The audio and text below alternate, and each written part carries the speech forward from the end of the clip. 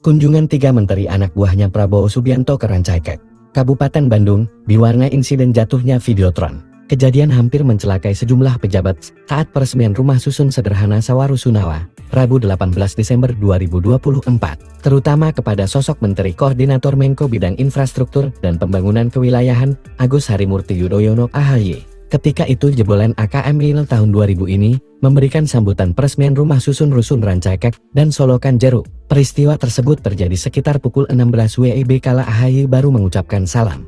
Assalamualaikum warahmatullahi wabarakatuh, ungkap AHY, dan seketika layar LED pun terjatuh. LED tersebut ambruk lantaran adanya angin kencang disertai hujan deras. Para tamu pun langsung berlarian untuk menghindari tertiban layar LED tersebut. Usai kejadian tersebut, AHY pun melanjutkan sambutannya kembali dalam agenda peresmian kedua rusun itu. Anggota dewan enggak ada yang kena kan? Tanya AHY kepada para tamu yang hadir pada acara tersebut. Adapun peresmian tersebut dihadiri Menteri Perumahan dan Kawasan Permukiman PKP Marwarar Sirait, Menteri Dalam Negeri Mendagri Tito Karnavian, serta penjabat PJ Gubernur Jawa Barat B. Mahmudin.